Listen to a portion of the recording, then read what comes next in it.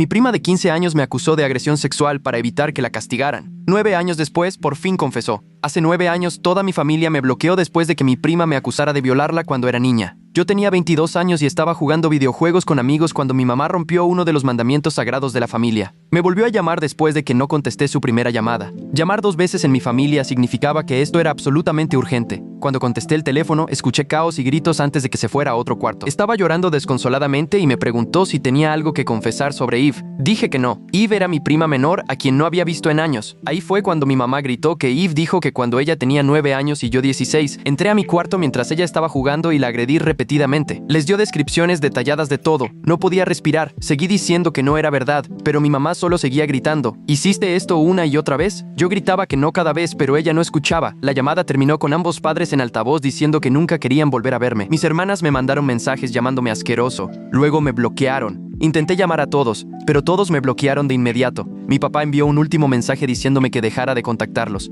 El año siguiente me destrozó. Esperé todos los días a que la policía me arrestara. Dejé de comer y reprobé entrevistas de trabajo. Empecé a beber muchísimo y a consumir Oxy. Me volví violento, pero vivía solo, así que solo destruí mi departamento. Cuando los vecinos llamaron a la policía por verme romper vasos, los convencí de que se me habían caído. Pasé noches planeando cómo lastimar a Eve y hacer que pareciera un accidente. A veces fantaseaba con de verdad hacer lo que ella me había acusado, pero peor. Los pensamientos más oscuros que te puedas imaginar me consumían. Finalmente conseguí un trabajo a finales de 2015, lo que me dio estructura. Poco a poco dejé de beber y compré una casa el año pasado. He estado tomando antidepresivos que reemplazaron los pensamientos oscuros con una sensación de vacío. Intenté salir con alguien 2 veces, pero explicar por qué no tengo familia hace que las mujeres huyan. Mi terapeuta es la única mujer con la que realmente hablo. La semana pasada, mi mamá me escribió de la nada. Primer contacto en 9 años. Dijo que me extrañaban y me puso al tanto de que mis hermanas tenían hijos. Luego ayer, otro mensaje soltó la bomba. En una reunión familiar el mes pasado, Eve estaba minimizando lo que le pasó después de que sacaron el tema. Mi mamá en realidad se puso sospechosa y le presionó un poco al respecto. Y finalmente admitió que nunca pasó nada y que probablemente se lo soñó. La familia explotó. Mi mamá y mi papá se fueron al patio trasero y solo empezaron a llorar. Mis padres me dijeron que están horrorizados y enojados con ella. Le dijeron a todos la verdad y quieren que vuelva a sus vidas, aunque no les he respondido. Los viejos recuerdos están regresando a borbotones y estoy temblando de rabia. Una parte de mí quiere destruir sistemáticamente la vida de cada uno de ellos, empezando por Eve. Hacer que sientan una fracción de lo que yo sentí. Entonces esta mañana,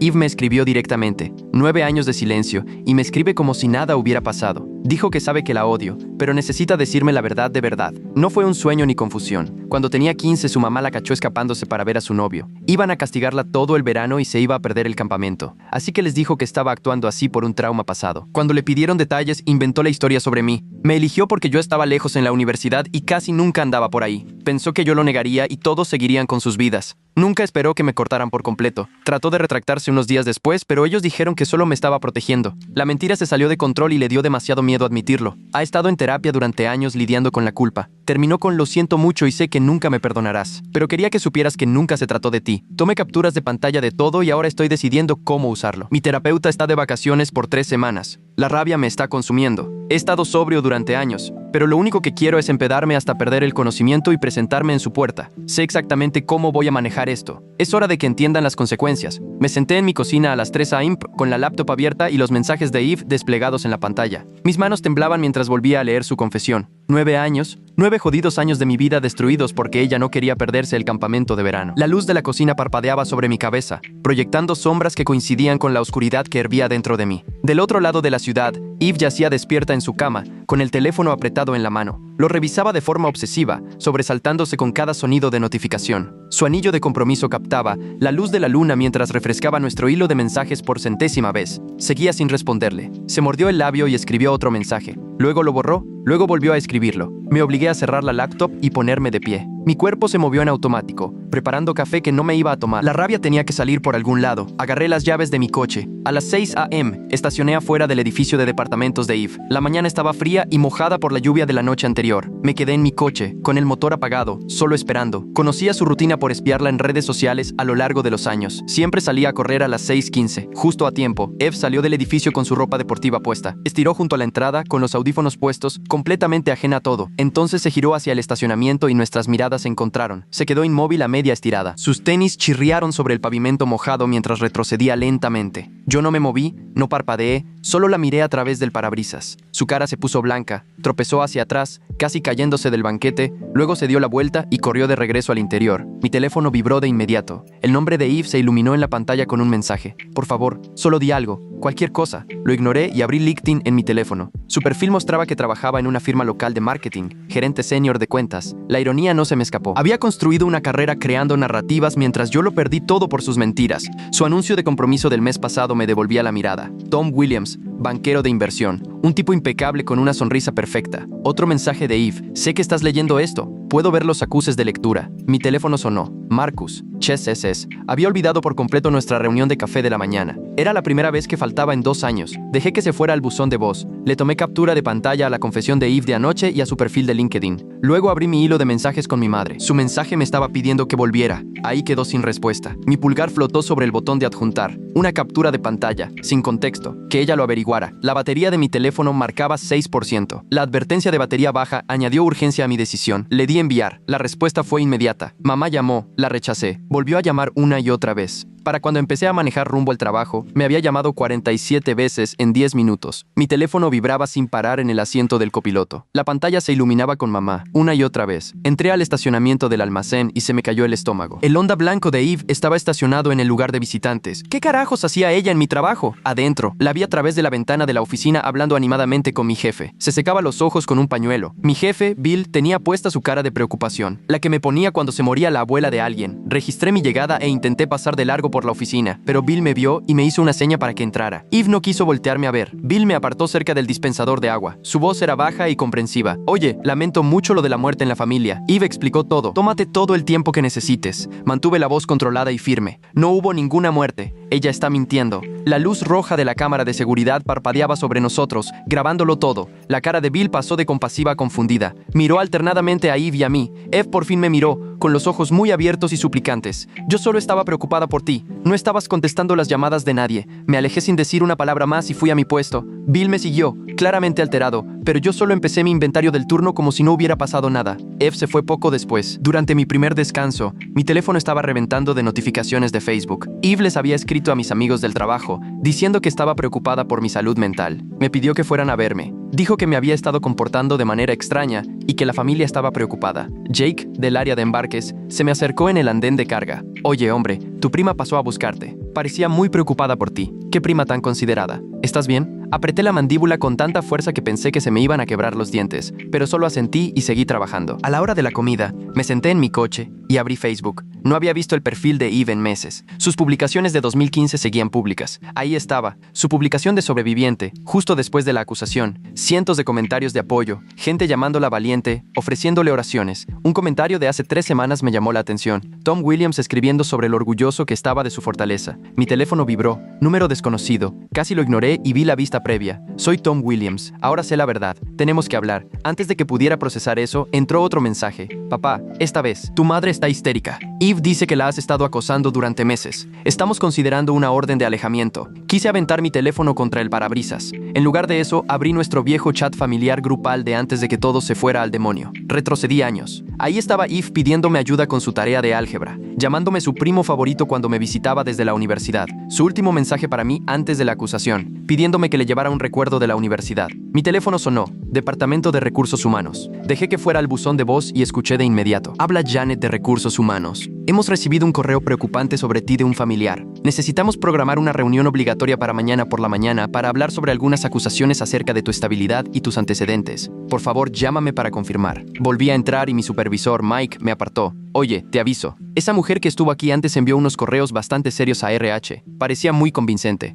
Mencionó algo sobre violencia contra las mujeres. Solo quería que supieras a lo que te enfrentas mañana. Después del trabajo, manejé hasta la colonia de mis papás. No a su casa. No estaba listo para eso, sino a la casa de la señora Chen, de al lado. Siempre había sido amable conmigo. Incluso me mandó una tarjeta diciendo que no creía las acusaciones. La señora Chen me invitó a pasar por un té. Le temblaban las manos mientras servía. dormía. Si era por la edad o por los nervios, no lo pude decir. Tus papás les dijeron a todos que habías estado recibiendo ayuda para tu problema, dijo en voz baja. Pero yo nunca creí que tuvieras un problema desde el principio. Esa noche, creé una cuenta de correo desechable desde la computadora de la biblioteca. Adjunté las capturas de pantalla de la confesión de Eve y se las envié al correo de trabajo de Tom Williams, que encontré en el sitio web de su empresa. Luego borré la cuenta de inmediato. A las 11 p.m. no pude evitarlo. Pasé manejando por el complejo de departamentos de Eve. El BMW de Tom estaba en el estacionamiento para visitantes. Incluso desde la calle podía escuchar gritos que salían del departamento del segundo piso de ella. Una ventana se azotó. Mi teléfono se iluminó con un mensaje de Eve. Les voy a decir a todos que manipulaste esas capturas. Todavía estaba sentado en mi coche procesando eso cuando unas luces aparecieron detrás de mí. Me puse tenso, listo para la confrontación. Pero era Amy. Mi hermana Amy. Se bajó de su coche y aún con la luz de la calle pude ver que se le había corrido el rímel. Tocó mi ventana. La bajé, pero no dije nada. Mamá me mostró la captura de pantalla, dijo Amy. Le temblaba la voz. He estado pensando en aquella vez que Eve mintió diciendo que yo le robé su iPad. ¿Te acuerdas? Era tan convincente. Incluso tenía detalles de cuándo y cómo lo hice. Luego lo encontramos debajo de su cama una semana después. Miró mi asiento del copiloto y notó mi bolsa de gimnasio empacada junto a la puerta. ¿Pensabas ir a algún lado? Negué con la cabeza. Solo me gusta estar preparado. Amy se subió al asiento del copiloto sin preguntar. Hacía esto todo el tiempo cuando era adolescente. Falsas afirmaciones de enfermedad antes de los exámenes. Lesiones fingidas antes de eventos familiares a los que no quería asistir. ¿Te acuerdas cuando dijo que tenía apendicitis justo antes del cumpleaños 80 del abuelo? El hospital no encontró nada mal. Mi teléfono vibró. Otra vez Tom Williams. Me lo admitió. Ya terminé. No sabe que estoy hablando contigo. Le mostré el texto a Amy. Me agarró el teléfono y respondió antes de que pudiera detenerla. Puedes grabarla si lo admite otra vez. La respuesta de Tom fue inmediata. Yo ya estaba pensando lo mismo. Me ha estado mandando mensajes en espiral toda la noche. Ha mencionado que tiene pruebas de que la estabas acosando. Sé que es una tontería. Amy me devolvió el teléfono. Esto se va a poner peor antes de mejorar. A la mañana siguiente, Eve había publicado en Instagram un cuadro negro con texto blanco sobre familiares tóxicos que intentan reescribir la historia. Los hashtags me dieron náuseas. Numeral Survivor,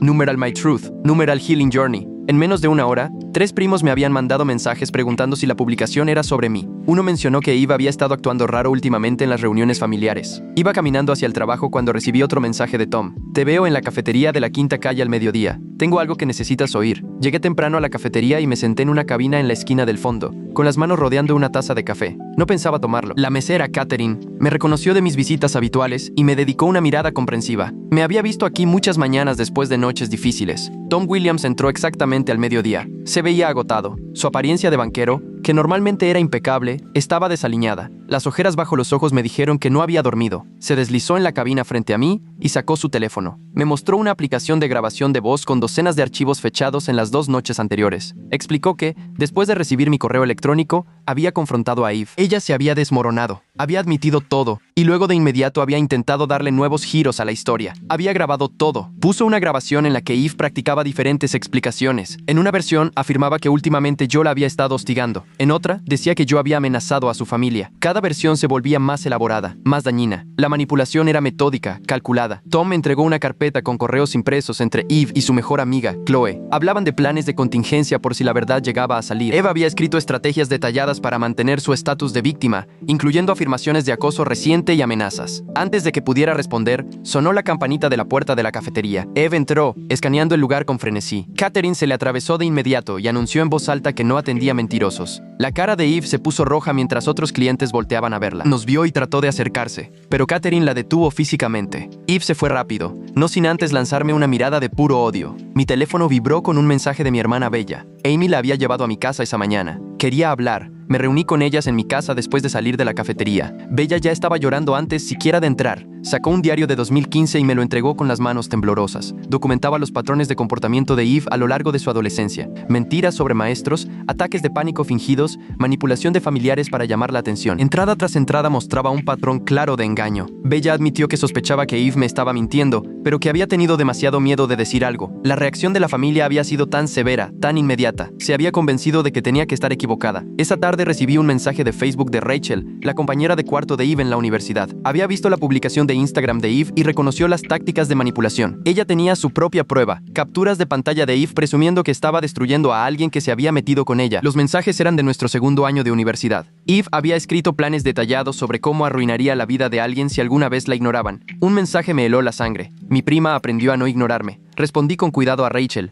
manteniendo un tono profesional a pesar de mi furia. Ella ofreció mandarme todo lo que tenía. En menos de una hora, ya tenía registros de chats que mostraban el historial de acusaciones falsas de Eve, incluida una contra un profesor que le había puesto una mala calificación. Mientras tanto, tenía que lidiar con la queja ante RH. Escribí una respuesta mesurada, poniendo en copia a un amigo abogado que había ofrecido ayudar. Expliqué la situación con hechos, incluí la evidencia de la confesión de Eve y mantuve total profesionalismo. Mis compañeros de trabajo notaron mi actitud tranquila y empezaron a hacer preguntas. La noticia se esparció rápido por el almacén sobre lo que realmente estaba pasando. La desesperación de Eve iba en aumento. Tom me informó que la habían puesto en licencia administrativa en su firma de marketing después de que él compartiera información sobre su historial de acusaciones falsas. Su boda, programada para dentro de 3 semanas, obviamente fue cancelada. Ella estaba perdiendo el control. Esa noche estaba en el supermercado cuando sentí que alguien me observaba. Me volteé y vi a mi madre al final del pasillo. Le temblaban las manos mientras se acercaba. Susurró una disculpa, con lágrimas corriéndole por el rostro. Llevaba el collar que le había regalado por su cumpleaños número 50. Antes de que pudiéramos hablar más, Eve apareció desde el pasillo de al lado. Había estado siguiendo a mi madre. Eve de inmediato empezó a hablar en voz alta sobre cómo yo estaba manipulando a todos, cómo había alterado pruebas. Otros compradores empezaron a mirarnos. Yo me quedé callado, recordando las cámaras de seguridad de arriba. Mi madre miraba de uno a otro, con el rostro derrumbándose al ver que la máscara de Eve se le caía. Entonces Eve hizo un movimiento inesperado. Me ofreció $50,000 de su fondo fiduciario para que me fuera de la ciudad y empezara de nuevo en otro lugar. Lo dijo lo bastante fuerte para que otros lo escucharan,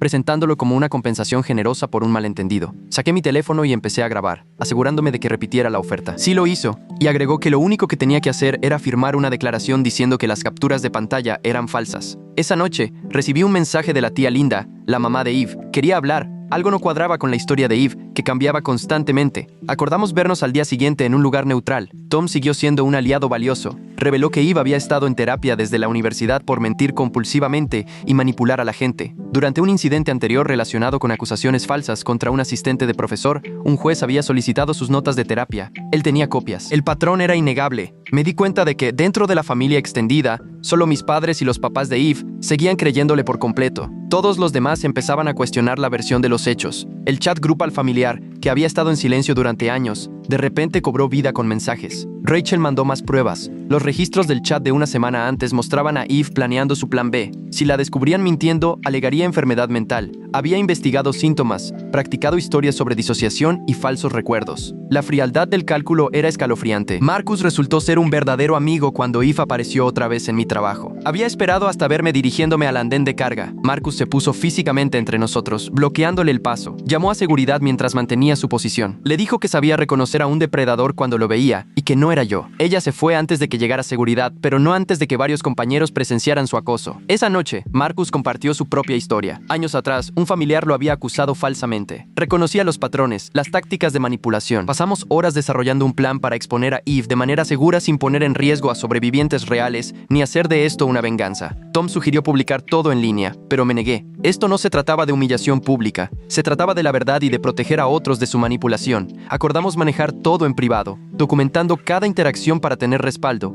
pero sin usar las redes sociales como arma. 2 días después, Eve me acorraló en una gasolinera. Yo estaba echando gasolina cuando apareció junto a mi auto. Se inclinó hacia mí y dijo que nadie creería que las capturas de pantalla no podían falsificarse. Era mi credibilidad contra la suya, y ella era la víctima ante los ojos de todos. Yo no dije nada, solo sonreí un poco y señalé hacia arriba, a la cámara de seguridad justo encima de nosotros. Se le puso la cara pálida. Tom recopiló sus grabaciones y elaboró una declaración notariada sobre sus conversaciones. Respaldó todo en 3 lugares y me dio copias. La confesión de Eve ahora estaba completamente documentada desde múltiples fuentes. Las fichas de dominó empezaron a caer más rápido. Chloe, la mejor amiga de Eve, la bloqueó en todo después de que Tom le contara la verdad. Me mandó una disculpa, diciendo que siempre había sentido que algo no estaba bien, pero que había elegido creerle a su amiga. Más familiares empezaron a contactarme, compartiendo sus propias dudas y observaciones a lo largo de los años. Amy creó un chat grupal con los familiares que me creían, compartió las entradas del diario de Bella. El chat grupal de la familia extendida explotó con discusiones. Se formaron bandos, pero el impulso se estaba moviendo hacia la verdad. Los seguidores de Eve se fueron quedando callados uno por uno, mientras las pruebas se acumulaban. Programé una sesión de emergencia con la colega de mi terapeuta. Ella me ayudó a planear respuestas que protegerían mi sobriedad ansiedad mientras buscaba justicia. Trabajamos en estrategias para manejar los enfrentamientos sin dejar que la ira tomara el control. El trabajo fue agotador pero necesario. Todo llegó a un punto crítico cuando Eve apareció en mi casa a las 2 de la mañana, borracha y golpeando mi puerta. Gritó que yo había arruinado todo, que había destruido su vida. Llamé a Marcus y a Tom de inmediato. Llegaron en cuestión de minutos para presenciar y documentar su comportamiento. Las acciones erráticas de Eve se intensificaron. Pateó mi puerta, aventó una piedra a mi ventana y gritó amenazas. Mi vecina anciana salió y le dijo que no era la primera vez que la veía comportarse así. Varios otros vecinos miraban desde sus ventanas. Marcus grabó todo mientras Tom llamaba a la policía. Cuando llegaron los oficiales, Eve intentó decir que yo la había invitado y luego la había dejado afuera. Pero con varios testigos y su evidente estado de intoxicación, su versión se vino abajo. Los oficiales tomaron declaración de todos y me recomendaron que buscara una orden de restricción. A la mañana siguiente, el empleador de Eve llamó a Tom para informarle que después de una investigación interna, la habían puesto en licencia indefinida. Su historial de acusaciones falsas y la situación actual la convertían en un riesgo. La noticia ya se había extendido por su red profesional. La señora Chen reveló algo inesperado. Había escuchado a los papás de Eve en 2019 hablando de planes para revisar cómo estaba yo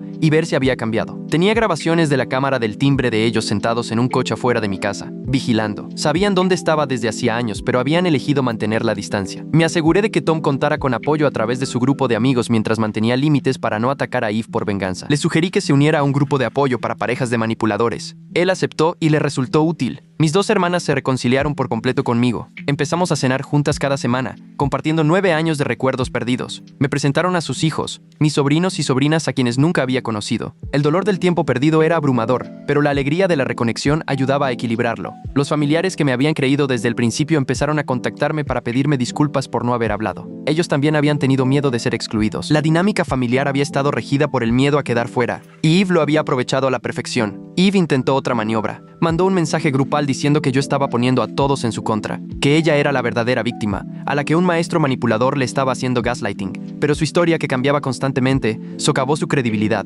Los familiares empezaron a señalar las inconsistencias. Durante una cena familiar a la que Eve no estaba invitada, apareció de todos modos. Cuando la confrontaron por sus mentiras, por fin se le cayó por completo la máscara. Gritó que yo me lo merecía por ignorarla, por ser el favorito de todos, por tener la vida que ella quería. La confesión fue presenciada por 12 familiares. Mi padre vio la verdadera naturaleza de Eve cuando ella amenazó con destruirme como lo había hecho antes. Su rostro se puso pálido mientras caía en la cuenta. El hombre que me había enviado ese mensaje final hace 9 años ahora vio la verdad. Se derrumbó por completo. Viejos amigos de la familia que se habían distanciado empezaron a invitarme a reuniones. Eve ya no era bienvenida después de que se supo de su comportamiento. El aislamiento social que ella me había impuesto ahora era su realidad. La investigación de recursos humanos en mi trabajo concluyó que las afirmaciones de Eve no estaban sustentadas y parecían ser una represalia. Su queja fue desestimada oficialmente. Mi jefe se disculpó por haberle creído al principio, diciendo que había sido muy convincente. No lo culpé. Les había engañado a toda una familia durante 9 años. Se programó una reunión familiar para el mes siguiente. La abuela, ahora de 94 años y con la salud cada vez peor, quería que todos estuvieran allí para lo que posiblemente sería su última reunión. Esto se convirtió en una especie de fecha límite. La familia tuvo que decidir cómo manejar la presencia de Eve. Surgieron más pruebas cuando el exnovio de Eve de la universidad se puso en contacto conmigo. Ella lo había acusado falsamente de robo cuando él terminó con ella. Él tenía un reporte policial que demostraba su inocencia. El patrón de acusaciones falsas se remontaba más atrás de lo que cualquiera había imaginado. Compilé una cronología de las mentiras de Eve con fechas, testigos y documentación. El patrón mostraba una clara escalada con el tiempo. Lo que comenzó como pequeñas mentiras para llamar la atención se había convertido en acusaciones falsas que destruían vidas. La familia no podía ignorar las pruebas. En una reunión familiar presenté todo con calma, mientras Eve se ponía cada vez más alterada. Se contradijo varias veces, cambió su versión y al final empezó a gritarle a todos. Sus papás intentaron calmarla, pero ella también se lanzó contra ellos. Mamá por fin admitió que había sabido que algo no estaba bien, pero había estado demasiado impactada para pensar con claridad. El detalle y la carga emocional de la acusación inicial de Eve le habían nublado la lógica. Había decidido creerle a su sobrina antes que a su hijo, y la culpa la estaba destruyendo. Hubo una pequeña reunión familiar sin Eve, la primera vez en 9 años que me daban la bienvenida de regreso. Me senté en mi antiguo lugar en la mesa del comedor. Todos tuvieron cuidado de no mencionar los años perdidos, pero el hueco vacío donde debían estar esos recuerdos se sentía en el aire. Eve hizo un último intento desesperado. Dijo que estaba teniendo ataques de pánico y palpitaciones por el estrés. Necesitaba apoyo familiar o podía pasar algo grave, pero la familia reconoció el patrón. Amy señaló que Eve había usado tácticas idénticas de sustos por su salud en la prepa para evitar consecuencias. Entonces vino otro golpe a la credibilidad de Eve. Su empleador descubrió que había mentido en su solicitud al decir que tenía una maestría que nunca terminó.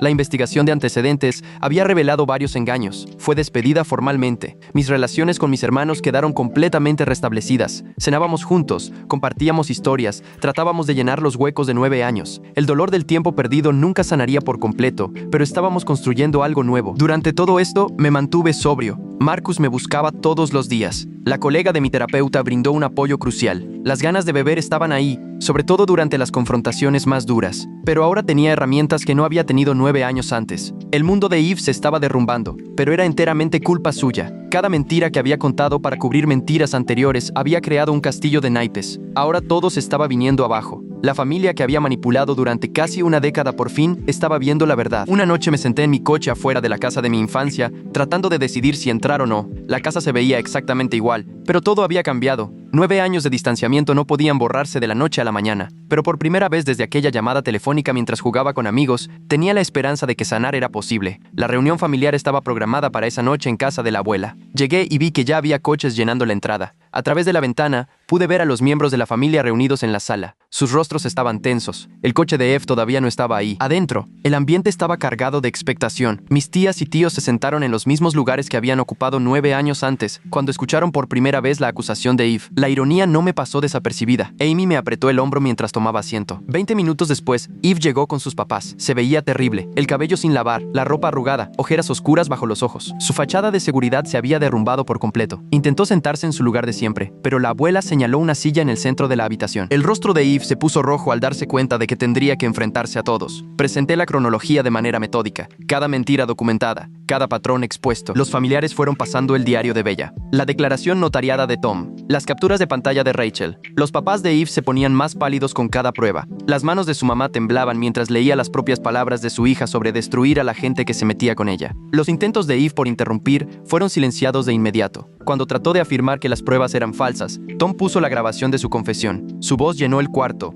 admitiéndolo todo, planeando nuevas mentiras. Varios familiares jadearon. Una tía salió del cuarto llorando. El punto de quiebre llegó cuando habló la abuela. Su voz, normalmente suave por la edad, sonó clara y fuerte. Habló de ver cómo la familia se desmoronaba, de haberse quedado callada cuando había dudas. Miró directamente a Eve y le dijo que había destruido algo precioso con sus mentiras. Eve explotó. Se puso de pie de un salto, gritando que yo era el favorito de todos, que nadie la veía nunca, que yo me merecía lo que me pasó por ignorarla en los eventos familiares. La máscara no solo se resquebrajó, se hizo añicos por completo. Admitió que había planeado la mentira porque yo me había perdido su fiesta de cumpleaños mientras estaba en la universidad. 9 años de destrucción por una fiesta de cumpleaños que me perdí. La tía Linda se levantó de golpe. Tenía la cara pálida. Salió del cuarto y volvió minutos después cargando un diario viejo con una portada floral. Le temblaban las manos mientras pasaba las páginas. Lo había encontrado mientras empacaba el cuarto viejo de Eve para la remodelación. Las entradas eran condenatorias. Planes detallados sobre hacerme pagar por perderme su cumpleaños, por no darle suficiente atención. Una entrada fechada 2 semanas antes de la acusación describía exactamente lo que iba a decir que yo le había hecho. Eve se abalanzó sobre el diario, pero su papá le agarró el brazo. Él tomó el diario y leyó en voz alta. Se le quebraba la voz. La premeditación era innegable.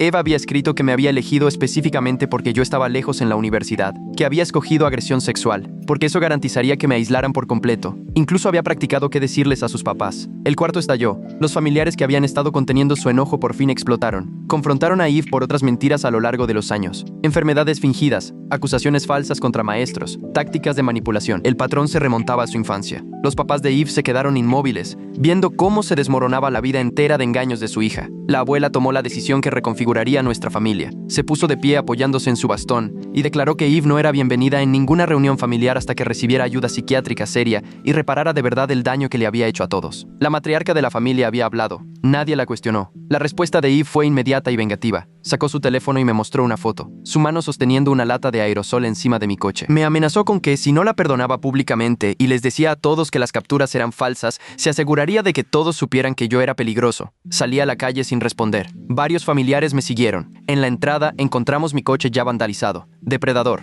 pintado con aerosol sobre el cofre en letras rojas. Pero Eve había cometido un error crucial. El vecino de la abuela tenía una cámara de seguridad que cubría la entrada. Vimos el video en su teléfono. Eve pintando mi coche apenas unos minutos antes de entrar a la casa. El vecino, un oficial de policía retirado, ofreció levantar un reporte. Pero estaba pasando otra cosa. Los papás de Eve la estaban llevando a su coche. Su mamá estaba en el teléfono con alguien, hablando con urgencia sobre una internación psiquiátrica de emergencia. Su papá le sujetaba el brazo con firmeza, mientras ella alternaba entre sollozos y amenazas a gritos. De vuelta adentro, la familia volvió a fracturarse. Algunos miembros se preocupaban de que estuviéramos llevando a Eve al límite. Mi mamá dudó, retorciéndose las manos y sugiriendo que todos simplemente siguiéramos adelante por la paz. No dejaba de repetir que Eve seguía siendo familia, que tal vez podíamos resolverlo juntos. Las discusiones partieron el cuarto en dos. La mitad quería apoyar que Eve recibiera ayuda mientras se mantenían las relaciones. La otra mitad, encabezada por Amy y Bella, insistía en límites firmes. Las voces subieron de tono. Viejos resentimientos salieron a la superficie. Los mismos patrones que habían permitido que la mentira de Eve destruyera todo estaban apareciendo otra vez. Salí de la casa y me quedé sentado en mi coche vandalizado por más de una hora. A través del parabrisas podía ver a mi familia discutiendo detrás de la ventana de la sala de la abuela. 9 años atrás, se habían unido contra mí de inmediato. Ahora no podían ponerse de acuerdo sobre cómo manejar la verdad. Mi teléfono vibraba con mensajes de ambos lados, y cada quien intentaba arrastrarme a su postura. Marcus llegó después de haber recibido mi ubicación. Observó el daño de la pintura en aerosol y negó con la cabeza. Nos quedamos en silencio mientras yo luchaba con la decisión. Podía exigir las máximas consecuencias, presentar cargos, solicitar una orden de restricción, asegurarme de que iba a enfrentar a repercusiones legales, o podía apoyar la intervención de salud mental que sus papás estaban organizando. La decisión quedó clara cuando el papá de Eve tocó la ventana de mi coche. Se veía destrozado, envejecido 10 años en una sola noche. Explicó que se llevarían a Eve de inmediato para una evaluación psiquiátrica. Ella había amenazado con hacerse daño frente a ellos, rascándose los brazos hasta hacerse sangre. Necesitaban el apoyo de la familia para una hospitalización involuntaria. Tomé mi decisión. Apoyaría la intervención de salud mental, pero con condiciones estrictas. Eve tendría que admitir la verdad frente a todos a los que les había mentido. La familia mantendría un acuerdo de cero contacto. Tendría que cumplir con todas las recomendaciones de tratamiento. Los límites no eran negociables. El colapso de Eve se aceleró en la entrada.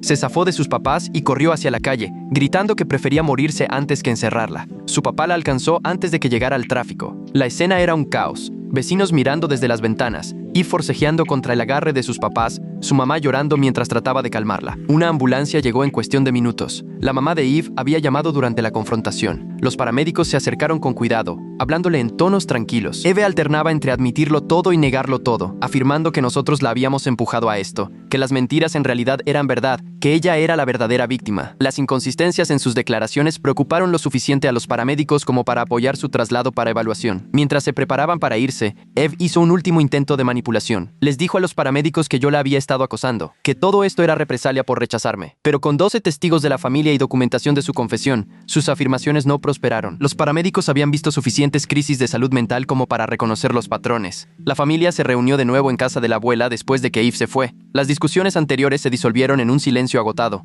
Nos sentamos en la misma habitación donde todo había comenzado 9 años atrás, procesando lo que acababa de pasar. La abuela rompió el silencio al preguntarme qué necesitaba de la familia de ahora en adelante. Expliqué mis requisitos con claridad. Reconocimiento total de lo que me habían hecho, apoyo para que Eve recibiera tratamiento, pero manteniendo los límites, nada de presiones para perdonar o reconciliar hasta que yo estuviera listo. La familia tendría que reconstruir la confianza con acciones, no con palabras. Y lo más importante, nada más de secretos ni de ceguera voluntaria ante conductas problemáticas. 3 semanas después nos reunimos otra vez en casa de la abuela. Eve llegó con sus papás y una terapeuta del centro psiquiátrico. La habían admitido voluntariamente después de la hospitalización inicial. La terapeuta explicó que a Eve le habían diagnosticado un trastorno grave de la personalidad que requería tratamiento intensivo a largo plazo. Eve estaba sentada en la misma silla de la vez pasada, pero su actitud había cambiado. Parecía medicada, con movimientos lentos y deliberados. Cuando le pidieron dirigirse a la familia, leyó una declaración preparada. Las palabras eran correctas, admitían las mentiras, asumían la responsabilidad, pero estaban dichas sin emoción, mecánicas, memorizadas. La terapeuta reveló que el patrón de Eve iba mucho más hondo de lo que cualquiera había imaginado. Había creado narrativas falsas y elaboradas a lo largo de toda su vida. Cada una se volvía más grave cuando las mentiras anteriores funcionaban. La acusación en mi contra había sido su mentira más destructiva, pero de ninguna manera la única. El tratamiento tomaría años, sin garantía de una recuperación total. Los miembros de la familia hicieron preguntas. Las respuestas de Eve oscilaban entre asumir la responsabilidad e intentos sutiles de echarle la culpa a otros. Afirmó que la enfermedad mental la había llevado a mentir, y luego admitió que sabía exactamente lo que estaba haciendo. Se disculpó y después sugirió que todos habíamos reaccionado de forma exagerada. La terapeuta tomó notas, redirigiendo de vez en cuando Eve intentaba manipular. La abuela habló al final. Sus palabras atravesaron la actuación de Eve. Le dijo directamente que las mentiras tenían consecuencias, que la enfermedad mental no excusaba las decisiones conscientes de destruir vidas. Reafirmó la decisión de la familia. Eve no tendría contacto con los eventos familiares por un mínimo de 5 años. Si completaba el tratamiento y hacía una reparación genuina, podrían reevaluarlo. La última manipulación de Eve llegó como se esperaba. Se sujetó el estómago alegando un dolor intenso, sugiriendo que el estrés podría hacer que se lastimara a sí misma. Si la familia no mostraba perdón, la respuesta en la sala fue unánime. Busca ayuda. Sigue el tratamiento. Asume la responsabilidad. Se acabaron los días del chantaje emocional. La terapeuta escoltó a Eve mientras sus padres firmaban el papeleo. Ella regresaría a las instalaciones para continuar con el tratamiento. Al irse, me miró una vez, sin una disculpa en los ojos, solo cálculo frío, ya planeando su siguiente movimiento. Algunas cosas no cambian. Después me quedé en el patio trasero de la abuela con mis hermanos y primos. Hicimos una pequeña fogata en el viejo hueco para el fuego. Saqué la carpeta de pruebas, capturas de pantalla, impresiones, documentación de 9 años de dolor. Uno por uno, los fui echando a las llamas. Las cenizas se dispersaron con el viento, flotando hacia la cerca que bordeaba la casa de la infancia de Eve. Mi madre se acercó cuando se quemaban los últimos papeles. Sacó un álbum de fotos de la casa, imágenes de antes de la mentira, reuniones familiares, celebraciones navideñas, mi graduación de la universidad. Luego siguieron 9 años de páginas vacías. Me entregó una pluma y una pila de fotos recientes. Empezamos a llenar juntos los espacios en blanco. 6 meses después, organicé la cena de Navidad en mi casa. La mesa estaba llena. Padres, hermanas, sus hijos, primos, tías, tíos, la abuela sentada a la cabecera, más débil, pero todavía aguda. Quedó una silla vacía donde habría estado sentada Eve, sosteniendo una foto de nuestra familia de antes de la mentira, un recordatorio de lo que cuesta el engaño y de lo que la verdad puede restaurar. Mi novia ayudó a servir la cena. Conocía toda la historia, me había visto durante los últimos meses de reconstrucción. Mis sobrinas y sobrinos me llamaron tío por primera vez. La palabra se sintió extraña, pero correcta. Marcus se unió a nosotros, prácticamente familia ahora. Tom envió una tarjeta. Había encontrado paz en un grupo de apoyo y había empezado a salir de nuevo. El timbre sonó durante el postre. Todos se tensaron, pero solo eran cantantes de villancicos, repartiendo alegría navideña. Los escuchamos desde la puerta, mi familia apretada una contra otra. No era igual que antes, con cicatrices, pero sanando, rota, pero reparándose. Algunas cosas no pueden restaurarse, 9 años no regresan, pero se pueden construir cosas nuevas sobre cimientos de verdad.